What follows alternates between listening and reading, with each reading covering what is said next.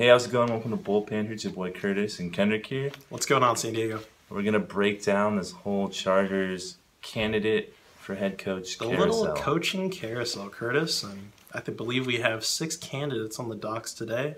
We do. Let's hear about them. As of today, January 4th. It could change later today.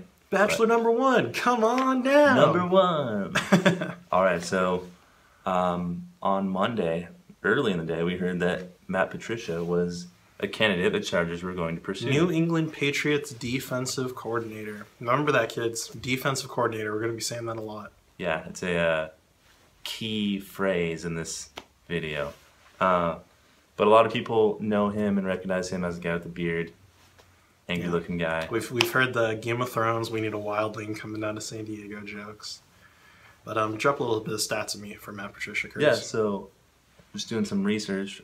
He's been defensive coordinator there since 2012.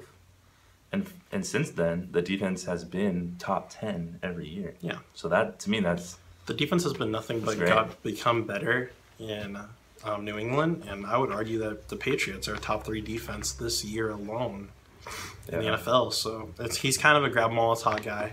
My whole thing is that I don't believe that Matt Patricia is a leader of men. I just believe he's an angry coach, one of these Belichick-like coaches. But if Patricia's not the leader of men, who is on your staff? And that's the problem with me is I believe with our head coach, it has to start with the top. What would you say about Patricia, Curtis? I would say that, kind of like what you said, defense has gotten better. I think they're technically the number 1 ranked defense this year when I check the stats. So he could have the more coordinator mentality, needs to be a leader. But I think hopefully just from the Chargers hearing from around the league and people close to him and from hearing and talking to Patricia themselves, and they'll get a good idea of if he's the guy. All right, Bachelor number 2, come on down. Vance Joseph. Defensive coordinator of the Miami Dolphins. Yes, he is. Kendrick, tell me your thoughts on him real quick. I really like what Vance Joseph did with the Dolphins secondary. I think that we saw a lot when the Chargers played them, and I think he's a great secondary coach. I think he could do a lot with Jason Verrett and Casey Hayward and bringing up that whole unit together, do a lot for our defense. But Vance Joseph's also a great leader. He's a player's coach, and that's why I like him over some other candidates out there. What do you think, Curtis? I look at just this year, their defense wasn't amazing. It was just kind of in the middle, but it had some bright spots. If he's the right guy in terms of being a player's coach, maybe we go that direction, but I'm really leaning towards just a guy that's angry that you don't want to mess with. That's just me personally. All right, let's move on to number 3, curveball. Special teams? What? Coordinator. Bachelor number 3, come on down. For the Chiefs, Dave Toub. He'll be interviewing with the Chargers on Sunday. He will. Coming out of the NFL. But, hold on real quick. So he's with the Bears from 2004 to 2012 and the Chiefs 2013 and now. Just so we're all clear. So he's around there for the Hester days in Chicago. Sure. And, I think it's interesting. I think it's an interesting pick. I don't like hiring in the division just because we haven't done a lot. We haven't done very good with Norv coming from the Raiders and McCoy coming from the Broncos. So I think you would kind of avoid that. Really, the only thing I can say is that as far as special teams goes for the Chiefs, Tyreek Hill's been pretty good as it comes for special teams. And I think their punting unit's phenomenal. But that's pretty much all I can say about him and what he's done with the player personnel there. My thing is, if you put him in a scenario where there isn't Hester or Hill, like the Chargers' current special team situation, is it successful? I don't know, but he's going to be a head coach, which is different than what he's been involved with. So for me, I'm not a huge fan at all on this one. Let's just move on straight to number 4.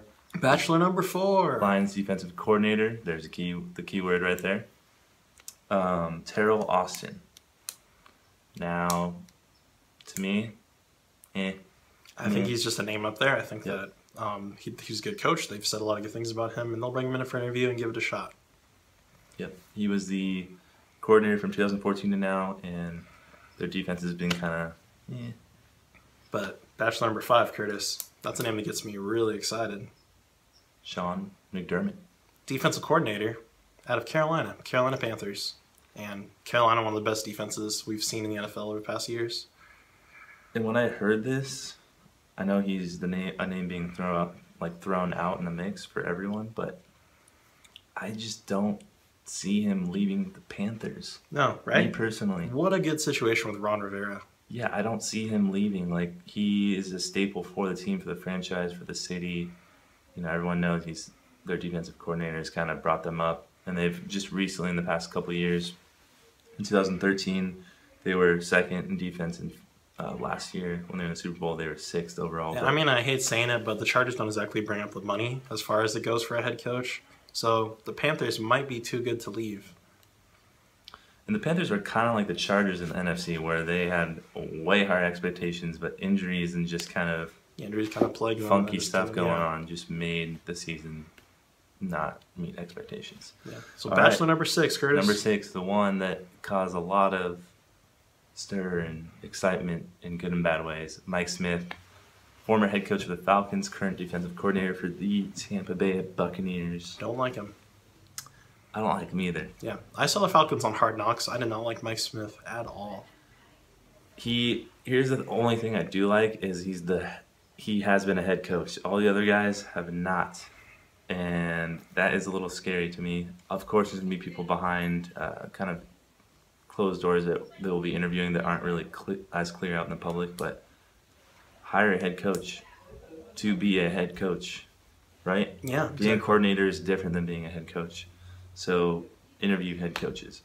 I like that they pursued a guy that was a head coach, but just looking at his resume in Atlanta, it reminded me of Norv's resume. Just he was in there for a good 6-7 year period, had a couple division titles, didn't really have a huge winning percentage in the playoffs, and didn't get the job done, and then kind of tanked the franchise near the end of his resume. I don't like it at all. No.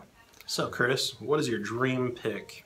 Dream pick would be John Gruden coaching Philip Rivers. Interesting. Yeah, I think there's a lot of Chargers fans that are on the same page as me. Yeah, and I think there's a lot of chatter about it. There's a lot of chatter of him coming back as Monday a coach. Night Football's not doing too well. Yep. He kind of hates this other guy. Yep, To the Tirico's booth now, gone. He misses Tirico. I could see it happening. Some people have said Rams, but dude, Gruden loves Philip Rivers. A coach is going to be attracted to a city and a team based on their quarterback, and Philip Rivers is by far, I think, the best quarterback out of any of the teams that are missing a head coach right now. So a lot of the teams don't really have a quarterback. I'm just going to throw it out there. When Gruden had success, he had a great quarterback. He didn't have a rookie. He wasn't messing around with it. And to add on to it real quick, San Diego knows Gruden for beating the frickin' Raiders, because we hate the Raiders, during the Super Bowl. And they know the whole story of how he was betrayed by the Raiders. They dumped him, and he knew their playbook, so he rolled them over. And they know that he loves Rivers. I just think it just makes the most sense. Sure. But Curtis, my guy, is a guy that I'm shocked more people aren't talking about this guy. Rich Bisaccia, special teams coach out of the Dallas Cowboys, also the assistant head coach to the Dallas Cowboys. Rich was a special teams coach in 2011 and 2012 for the Chargers, and players remember this guy. They remember this guy for being a player's coach, being a great guy in the locker room, the kind of guy that gets you hyped up. Nick Hardwick had a great story this week about how when Rich Bisaccia sat down in the cafeteria, players flocked to him. And they didn't flock to him because he was their buddy, because he was their guy, because they just wanted to pick this guy's brain and learn from him and know from him. He's always wanted to be a head coach. He tried to do it in college and he couldn't do it. He was almost the head coach at Purdue. But then he landed in Dallas in a good situation. And I think that Rich's time could be now. He's an organizational guy. I am shocked they're not talking to him yet. But I would think maybe the Cowboys are blocking him out because of their Super Bowl aspirations. They don't want distractions right now. But watch for Rich Bisaccia. And if they hire too early and he's not available, it could be a dark turning point for the franchise. Yeah, and after that, stay tuned. Who knows what's coming next for who the Chargers are pursuing or where we're going to play next year. So that's all we got. Thanks for watching, guys. Like, subscribe, comment down below. Let us know who you think the Chargers should pursue for a head coach. And we will see you next time. Bolt up, San Diego. Bolt up.